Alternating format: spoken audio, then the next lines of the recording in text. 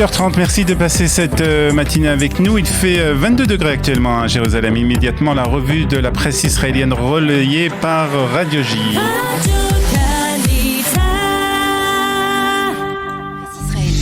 En direct de nos studios de Jérusalem. Et l'on retrouve Olivier Kramillik depuis Jérusalem pour cette revue de presse en effet. Et beaucoup de sujets ce matin à la une. Olivier dit la presse. On commence avec le Yediot Ahronoth qui nous parle d'efforts américains pour arriver à une normalisation des relations entre Israël et l'Arabie Saoudite. Oui, comme vous le savez, le président Biden est attendu à la fin du mois de juin à Jérusalem et selon le Yediot Ahronoth, ce sera l'une des missions de sa venue dans la région. Le président américain fera preuve de bonne volonté au cours de sa visite en Israël et montrera des signes qu'il ne s'oppose pas à une éventuelle rencontre des responsables israéliens et saoudiens.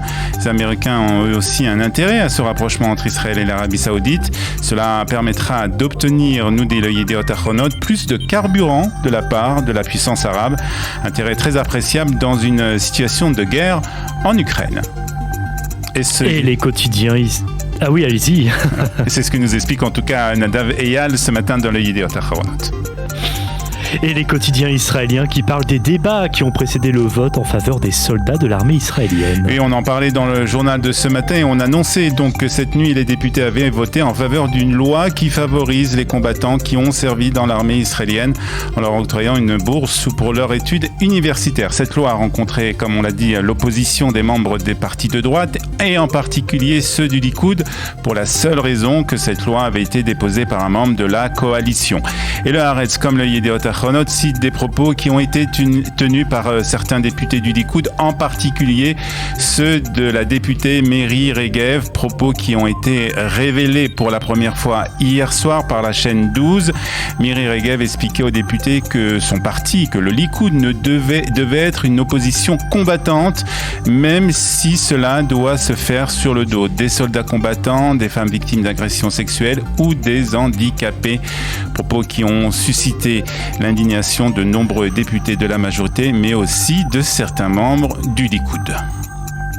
En plus des difficultés que le Premier ministre rencontre avec les membres de l'opposition, Naftali Bennett doit faire face à des problèmes au sein même de son entourage le plus proche. En effet, le Israël Hayom nous apprend que l'un des plus proches conseillers de Naftali Bennett a annoncé son départ du bureau du Premier ministre, Tal Gan-Zvi, considéré comme l'homme de confiance de Naftali Bennett, celui qui connaît tous les secrets du Premier ministre.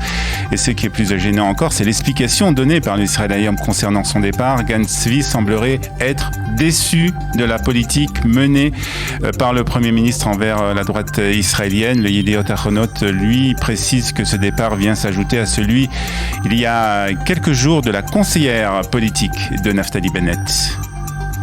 Et il est question des drapeaux palestiniens sur le campus de Beersheva. Oui, suite à l'interdiction d'organiser une manifestation à l'occasion du jour de la Nekba, le jour qui commémore, en tout cas pour les Palestiniens, la création de l'État d'Israël. La semaine dernière, des étudiants de l'université Ben Gurion à Beersheva dans le Negev ont organisé un rassemblement pro-palestinien sur le campus, brandissant des drapeaux palestiniens et chantant des chansons palestiniennes nationalistes. Des étudiants pro-israéliens de leur côté ont organisé une contre-manifestation en opposition au rassemblement. Les deux camps ont été séparés par des barrières. Les non-étudiants qui sont, eux, arrivés avec des drapeaux israéliens n'ont pas été autorisés à entrer, une mesure que l'université a expliquée comme étant destinée à maintenir la paix et la sécurité. Les étudiants étaient, eux, autorisés à porter des drapeaux israéliens.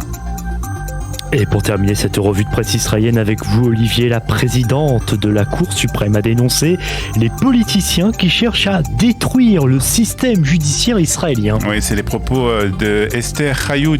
C'est le Haaretz qui nous annonce donc que la présidente de la Cour suprême, la juge Esther Hayut, a averti hier que le discours politique entourant le système judiciaire était en train de dégénérer, dénonçant des attaques dangereuses. Malheureusement, le dialogue civique et la responsabilité de chacun ont cédé à la place. ont cédé la place à un discours de confrontation qui a engendré des attaques contre le système judiciaire et ses juges, ainsi que des appels hauts et forts à leur nuire et à réduire leur pouvoir. C'est ce qu'a déploré donc la juge Chayout lors d'un discours prononcé à la conférence de l'association du barreau d'Israël Eilat. Le Haaretz rappelle aussi que les législateurs de droite accusent régulièrement depuis des années la Cour suprême d'outrepasser son mandat et d'empiéter sur l'autorité de la législature en contrecarrant des lois et d'autres politiques qu'elle juge inconstitutionnelles.